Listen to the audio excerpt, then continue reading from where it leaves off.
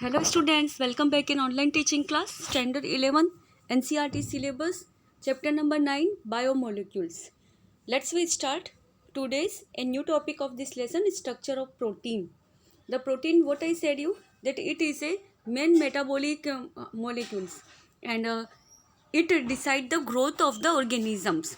Only by the proteins, the nucleic acid form its cell division and all primary and secondary structure occurs in the proteins. Okay, we start about it in detail.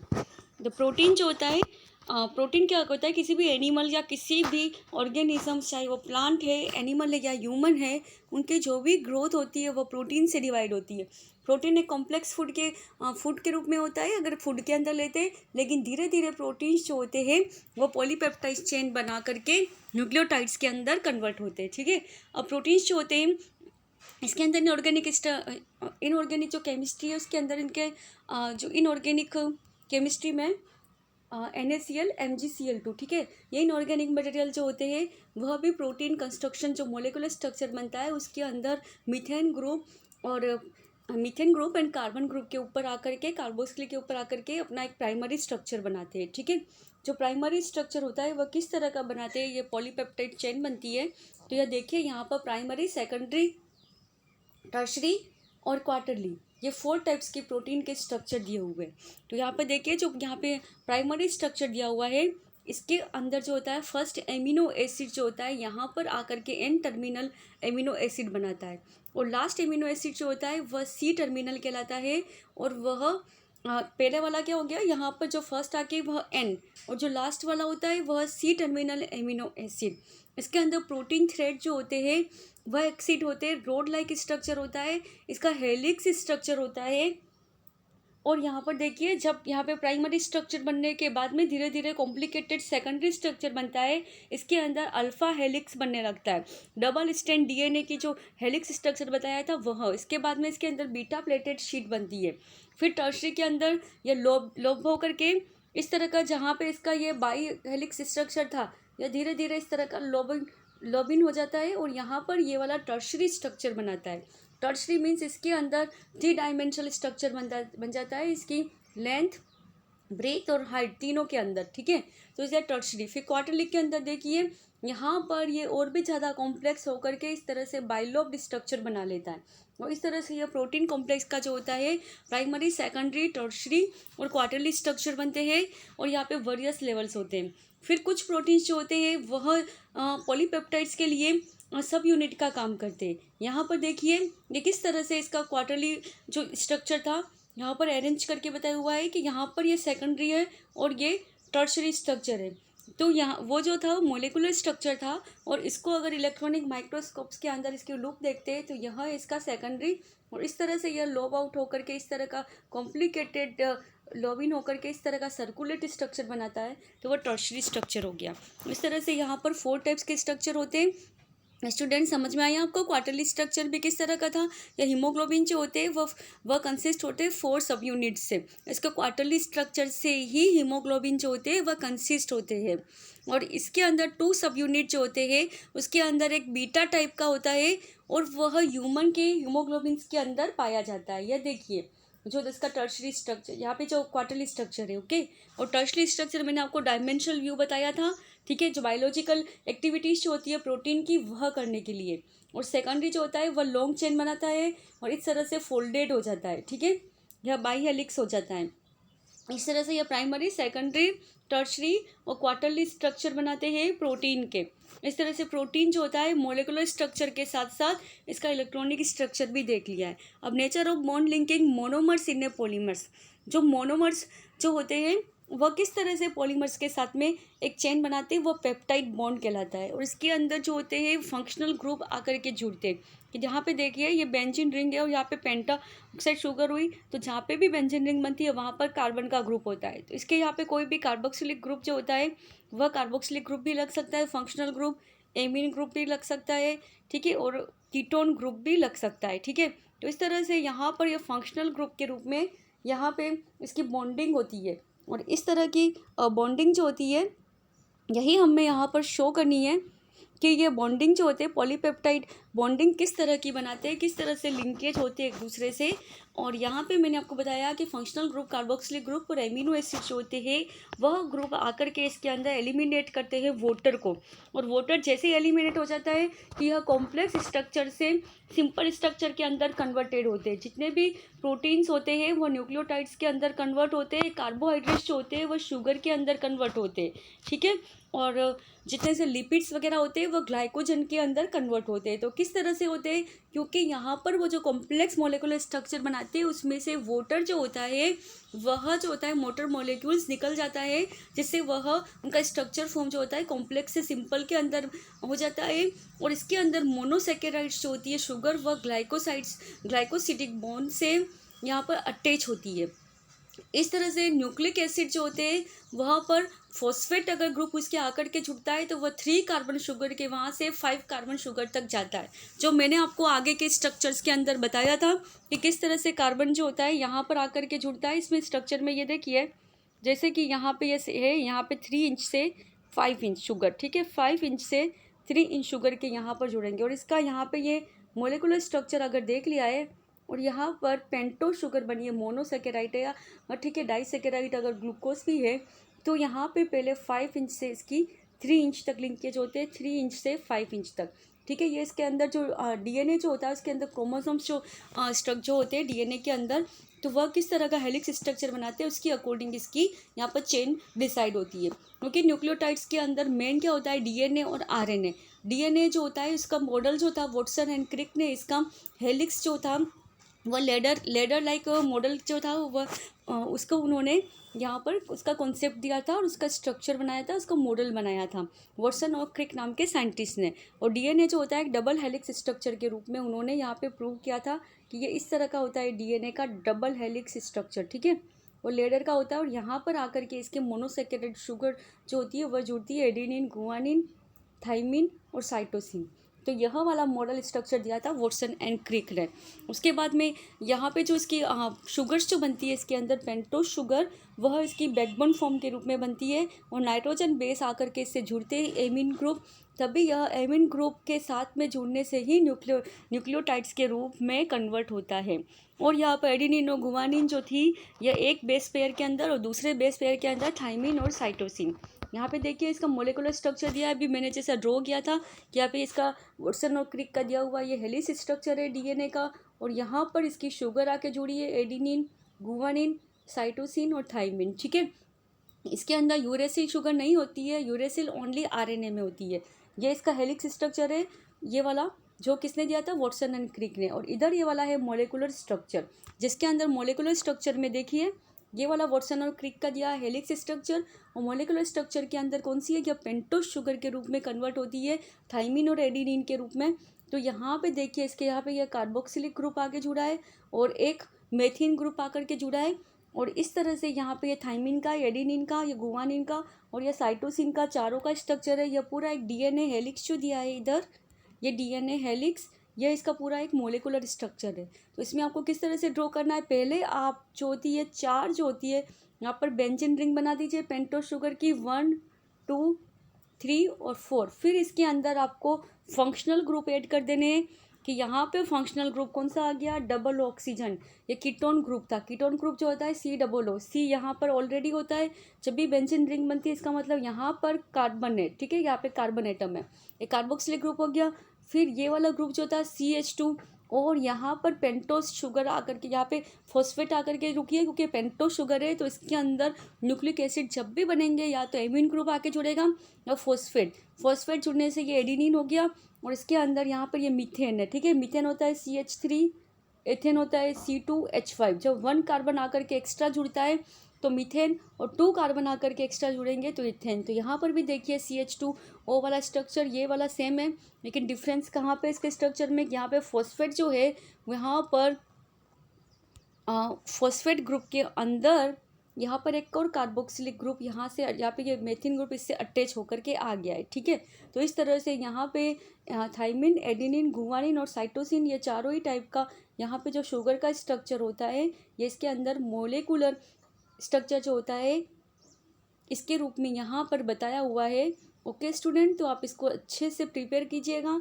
इसका structure किस तरह से learn करना है। 4 यहाँ पर benzene ring बना के ऊपर एक, ये देखिए इस तरह की, यहाँ पे मैं आपको एक ड्रॉ करके बताती हूँ, बस उसे ध्यान में रखिएगा कि यहाँ पर आपने एक पेंटो शुगर बना ली, ठीक है, पेंटागोन बना लिया। ये बेंजीन रिंग जो होती है 6 कार्बन की, अगर पेंटा शुगर के अंदर आती है तो 5 कार्बन, 1 2 3 4 और 5 हो गया। फिर यहाँ पर एक कार्बोक्सिलिक ग्रुप लगा दिया, ठीक है, और यहाँ पर एक मीथेन ग्रुप लगा दिया CH2, उसके साथ में O, ठीक है। फिर नीचे जो था, क्योंकि यहाँ पे फॉस्फेट आता है, फॉस्फेट का फॉर्मूला क्या होता है, इसके अंदर PO4 होता है, तो यहाँ पर 4 ऑक्सीजन के आ गए, ठीक है। तो बस यही स्ट्रक्चर चारों के अंदर बना दीजिए, इनको एक दूसरे से अटैच कर दीजिए, जिसमें यहाँ पर ये वाले स्ट्रक्चर से इधर जब बनेगा दूसरी साइड में, तो वहाँ पर एक अल्फा भी आएगा, क्योंकि यहाँ पर ये और यहाँ पर ये दोनों शुगर, ठीक है, ये दोनों शुगर यहाँ और यहाँ पे इस तरह से अटैच थी। ओके स्टूडेंट, तो इजी है, ये स्ट्रक्चर आपको लर्न भी हो गया होगा। इस तरह से यहाँ पे DNA का हेलिक्स स्ट्रक्चर से मॉलिक्यूलर स्ट्रक्चर बन गया, और इसे आप अच्छे से लर्न कर लीजिएगा। आपके एग्जाम में स्ट्रक्चर पूछे जाते हैं मोस्ट ऑफ। तो यहाँ पर DNA किस तरह की बॉन्डिंग करता है अपनी शुगर के साथ में, एडेनिन, थाइमिन, गुआनिन और साइटोसिन के। तो यहाँ पर इसके हेलिक्स स्ट्रक्चर से इसकी स्टेयरकेस जो होती है ना, मैंने आपको बताया कैसा होता है, लेडर जैसा, तो लेडर के अंदर भी स्टेयरकेस बनाई थी, तो वहाँ से स्टेन टर्न होकर 36 डिग्री का एंगल बनाता है, और इसका पिच जो होता है 34 डिग्री एंगस्ट्रॉम का होता है, और इसका बेस पेयर जो होता है 3.4 डिग्री एंगस्ट्रॉम का होता है। तो इस तरह से DNA जो था यहाँ पर प्रोटीन स्ट्रक्चर से यहाँ पर कॉम्प्लेक्स फूड से कन्वर्ट होकर के किसके अंदर, न्यूक्लियोटाइड्स के अंदर कन्वर्ट हो गया है। और यहाँ पर DNA की एक इंग्लिश अल्फ़ाबेटिकल की के अकॉर्डिंग यहाँ पर एक सीक्वेंस बनती है, ठीक है, जो क्रोमोसोमल सीक्वेंस आती है, वो आप आगे हायर क्लास जो होती है 12th उसके अंदर पढ़ेंगे। अब है dynamic state of body constitute concept और मेटाबॉलिज्म, कि एवरी ऑर्गेनिज्म जो होता है वह फूड लेता है। मैंने आपको बताया कि फूड किस टाइप के होते हैं, हमने जो मोलिकुलर स्ट्रक्चर पढ़ा उसमें कार्बोहाइड्रेट, प्रोटीन, लिपिड्स, ठीक है, ये मेन 3 फूड्स है। इसके अंदर जो भी हम फूड ले रहे हैं कार्बोहाइड्रेट, वो शुगर के रूप में कन्वर्ट हो गया कॉम्प्लेक्स। ये जितने भी फ्रूट थे, कार्बोहाइड्रेट, प्रोटीन और लिपिड्स और फैट्स, ये सबके सब कॉम्प्लेक्स फूड है। और वह मेटाबॉलिज्म एक्टिविटीज़ अभी जो बताई थी मैंने कि हेलिक्स स्ट्रक्चर कैसे मोलिकुलर में कन्वर्ट हुआ, तो वह सिंपल स्ट्रक्चर के अंदर कन्वर्ट हो जाते हैं। प्रोटीन जो होते हैं वो न्यूक्लियोटाइड्स के अंदर कन्वर्ट होते हैं, कार्बोहाइड्रेट शुगर्स के अंदर, और लिपिड्स जो होते हैं फैट्स वह ग्लाइकोजन के रूप में। तो इस तरह से ये सिंपल मोलिकुलर स्ट्रक्चर बनाते हैं कि किससे बने, किस वजह से बने, कॉम्प्लेक्स से सिंपल के अंदर, वो है मेटाबॉलिज्म एक्टिविटीज़।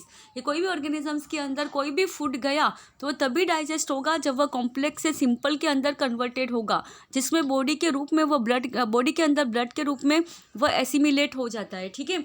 इसीलिए यहाँ पर इसे बोलते हैं मेटाबॉलिज्म एक्टिविटीज़।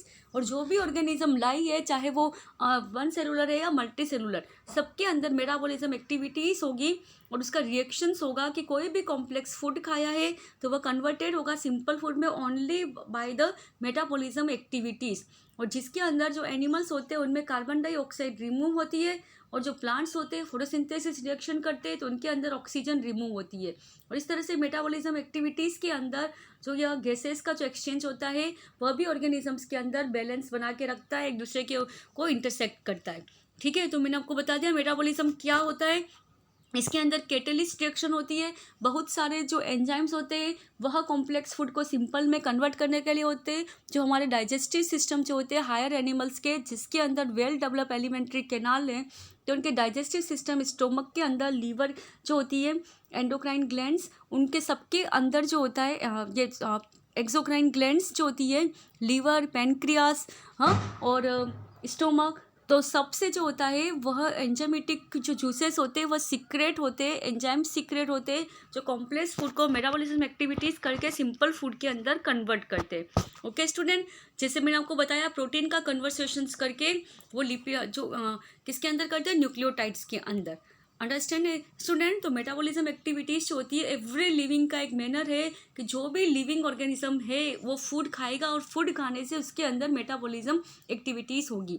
और मेटाबॉलिज्म जो बेसिस होता है वो लिविंग के लिए एक बेस है। क्यों है, क्योंकि मैंने अभी बताया कि जो भी लिविंग ऑर्गेनिज्म है, चाहे उसका सिंपल स्ट्रक्चर है, ओनली 1 सेल है, तब भी उसके अंदर जो होता है एसिटिक एसिड बन रहा है, कोलेस्ट्रॉल बन रहा है, या सिंपल स्ट्रक्चर किससे बना है, कॉम्प्लेक्स स्ट्रक्चर से, कि यहाँ पर ग्लूकोज जो बना तो वह मेटाबॉलिज्म एक्टिविटीज़ के अंदर उसने लैक्टिक एसिड को प्रोड्यूस कर दिया, मस्कुलर सेल्स के अंदर वह चला गया। तो इस तरह से यह कॉम्प्लेक्स था ग्लूकोज, लेकिन उसने सिंपल स्ट्रक्चर बना दिया, इस तरह से कोलेस्ट्रॉल बन गया और एसिटिक एसिड बन गया। तो यह कहलाती है एनाबॉलिक एक्टिविटीज़, कि जिसके अंदर ऑक्सीजन की प्रेजेंस में जो भी मेटाबॉलिक एक्टिविटीज़ हो रही है वो हायर एनिमल्स के अंदर वह कहलाती है एनाबॉलिक एक्टिविटीज़, जिसके अंदर एटीपी स्टोर होती है और कार्बन डाइऑक्साइड का रिमूवल होता है, थोड़ा बहुत वाटर भी रिमूव होता है। उसके बाद में यहाँ पर डिग्रेशंस होता है धीरे धीरे। जैसे हमने अभी किसी भी हमने कोई भी फूड खाया, मैंने अभी खाना खाया है, ठीक है, जैसे मैंने लंच लिया है, तो मेरे अंदर जो एक्टिविटीज़ आ गई, मेरे अंदर जो मेटाबॉलिक एक्टिविटीज़ होगी वो हो गई एनाबॉलिक एक्टिविटीज़। फिर धीरे धीरे खाना मेरे जो होता है वह अंदर मेटाबॉलिक एक्टिविटीज़ होने लगेगी, मैं बहुत सारे फंक्शन करूँगी, जो एटीपी अभी जो मेरे अंदर स्टोर हुई है वो एडीपी बनने लगेगी, और धीरे धीरे मुझे फिर से 4 घंटे बाद फिर से भूख लगने लगेगी। तो वह है कैटाबॉलिक पाथवे, जिसके अंदर जो होता है डिग्रेशन होता है। हमने जो भी खाना खाया हमें एनर्जी मिली एनाबॉलिक, फिर धीरे धीरे वो रिड्यूस होने लगी वह एडीपी के रूप में, ठीक है, तो वह हो गया कैटाबॉलिक। ठीक है, तो आपको समझ में आ गया होगा स्टूडेंट एनाबॉलिक पाथवे और कैटाबॉलिक पाथवे।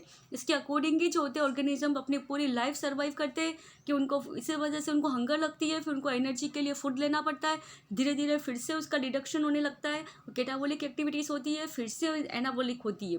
तो इस तरह का साइकिल चलता रहता है। इसके अंदर 10 मेटाबॉलिक स्टेप्स आते हैं जिसको ग्लाइकोलिसिस बोलते हैं, कि यहाँ पे कोई भी ऑर्गेनिज्म जो होता है वो फूड ले रहा है, तो उस फूड को ग्लूकोज के रूप में कन्वर्ट होता है। जब भी कोई भी फूड लिया, कार्बन डाइऑक्साइड सबसे फर्स्ट एटम, कार्बन, ऑक्सीजन और हाइड्रोजन, ये तीनों होते हैं और इससे ग्लूकोज का फॉर्मेशन होता है। हाँ, जैसे चाहे वो प्लांट है, प्लांट के अंदर फोटोसिंथेसिस रिएक्शन में होगा कार्बन, हाइड्रोजन, ऑक्सीजन, और ये मिलकर के फॉर्म करते हैं C6H12O6 मीन्स ग्लूकोज को। तो यहाँ पे जो ग्लूकोज का बनना होता है 1 मॉलिक्यूल से स्टार्ट होता है, कार्बन डाइऑक्साइड से पायरुविक एसिड्स, उसके फिर 2 मॉलिक्यूल पायरुविक एसिड्स बनते हैं। तो ग्लूकोज का जो ब्रेकडाउन होना स्टार्ट होता है धीरे धीरे, जो ग्लूकोज बन गया था तो वह कहलाता है ग्लाइकोलिसिस, और यह एनाबॉलिक और कैटाबॉलिक पाथवे के अंदर आता है। ठीक है, जिसके अंदर जो होता है एनर्जी का डिग्रेशन स्टार्ट हो जाता है। हमने जो भी खाना खाया उससे ग्लूकोज बनना, ग्लूकोज का धीरे धीरे ब्रेकडाउन हुआ, 2 पायरुविक एसिड्स के अंदर वो कन्वर्ट हो गया, ये ग्लाइकोलिसिस साइकिल। ठीक है, ये मैं आपको डिटेल में पढ़ाऊंगी फोटोसिंथेसिस रिएक्शंस के अंदर, जो प्लांट्स के अंदर और ऑर्गेनिजम्स के अंदर ऑकर्स होता है। इस तरह से यहाँ पर एनर्जी जो थी वो एटीपी के रूप में यहाँ पर स्टोर हुई, वह कहलाती है एडिनोसिन ट्राइफॉस्फेट। ओके स्टूडेंट, तो इस तरह से आप समझ गए होंगे कि किसी भी ऑर्गेनिजम्स को एनर्जी जो मिलती है उसके अंदर मेटाबॉलिक एक्टिविटीज होती है, उसका एक पार्ट होता है, वो एटीपी के रूप में एनर्जी देती है और एडीपी के रूप में कैटाबॉलिक पाथवे करती है। अब लिविंग स्टेट काम द 1000 केमिकल कंपाउंड्स, अभी लिविंग ऑर्गेनिजम्स के अंदर मैंने आपको इतने सारे मोलिकुलर स्ट्रक्चर बताए, जिसके अंदर आपको आइडिया होगा 1000 ऑफ केमिकल कंपाउंड होते हैं एवरी लिविंग ऑर्गेनिजम्स में, जो कि मेटाबोलाइट्स कहलाते हैं, जो मेटाबॉलिक एक्टिविटीज़ को करते हैं। और मैंने अभी आपको बायोमोलिकुल्स बहुत सारे बताए थे, तो इससे आप गेस कर सकते हैं कि 1000 होते हैं, कि जो कि हमारे अंदर कॉम्प्लेक्स एक्टिविटीज़ को सिंपल एक्टिविटीज़ में कन्वर्ट करके जो होती है यहाँ पे बायोमोलिकुलर एक्टिविटीज़ करते हैं, और उससे जो होता है मेटाबोलाइट्स जो होते हैं वो मेटाबॉलिज्म एक्टिविटीज़ के अंदर पूरा एनर्जी को प्रोवाइड करते हैं, एनर्जी को रिड्यूस करते हैं। और ये बायोमोलिक्यूल्स जो होते हैं, ये मेटाबोलाइट फ्रूट्स भी कहलाते हैं। एक फ्रूट्स क्यों कहलाते हैं? क्योंकि ये सीक्रेट होते हैं फ्रूट के रूप में। फिजिकल प्रोसेस जो होता है इसका स्पॉन्टेनियस इक्विलिब्रियम होता है, कि जब यह प्रोडक्ट बनेंगे, जब यह जो रिएक्टेंट्स थे उससे प्रोडक्ट बनेंगे, प्रोडक्ट्स फिर से रिएक्टेंट बना देंगे, तो दो number of products and reactants equal होते हैं, इसीलिए इक्विलिब्रियम स्टेट कहलाती है यहाँ पर। और इसकी स्टेट जो होती है नॉन इक्विलिब्रियम होती है। ओके स्टूडेंट, तो यहाँ पर इक्विलिब्रियम का मतलब आपको समझ में आ गया कि जो भी यहाँ पर रिएक्टेंट्स है वो प्रोडक्ट बना रहे हैं, वो उनका और इनका अमाउंट बराबर है, और वापस जो प्रोडक्ट्स बने फिर से रिएक्टेंट्स कर लेंगे। तो इसके अंदर एनर्जी जो होती है वो इनपुट होती है, और मेटाबॉलिज्म एक्टिविटीज़ जो होती है इसी से स्टोर होती है। यानी मेटाबॉलिज्म को ही हम एक तरह से लिविंग स्टेट का सिनोनिम्स बोल सकते हैं, कि जो भी लिविंग स्टेट है वह हमारी जनरल लैंग्वेज में हम यूज़ करते हैं कि कोई भी लिविंग है वह अपनी लाइफ को सर्वाइव कर रहा है। इसका मतलब उसके अंदर मेटाबॉलिज्म एक्टिविटीज़ हो रही है, वह फूड को ले रहा है, एनर्जी को स्टोर कर रहा है, फिर धीरे धीरे उसको भूख लग रही है फिर से, क्योंकि उसका फूड फिर से एनर्जी के वो रिड्यूस हो रहा है, और उसके अंदर के वो मेटाबॉलिक पाथवे जो होते हैं वह चल रहे हैं। तो यहाँ पर मेटाबॉलिज्म जो है साइंटिफिक वर्ड है और लिविंग स्टेट जो है वो सिंपल वर्ड है। दोनों का सिनोनिम्स मतलब दोनों का मीनिंग सेम है। Okay, living state means metabolism, जो भी लिविंग है उसके अंदर मेटाबॉलिज्म होगा ही होगा, क्योंकि जो भी लिव है उसके अंदर चाहे वो पानी भी पिएगा तब भी उसके अंदर मेटाबॉलिज्म एक्टिविटीज़ होगी है, जिसके अंदर वन मोलिक्यूल्स अदर मोलिक्यूल्स के अंदर कन्वर्ट होगा। ओके स्टूडेंट, तो आप यहाँ तक के नोट्स प्रिपेयर कर दीजिएगा। कल मैं आपको एंजाइम्स पढ़ा दूंगी कि एंजाइम्स के बारे में मैंने आपको बताया था किस तरह से मेटाबॉलिज्म एक्टिविटीज़ के अंदर जो है वो अपना रोल करते हैं, शॉर्ट में बताया था। कल डिटेल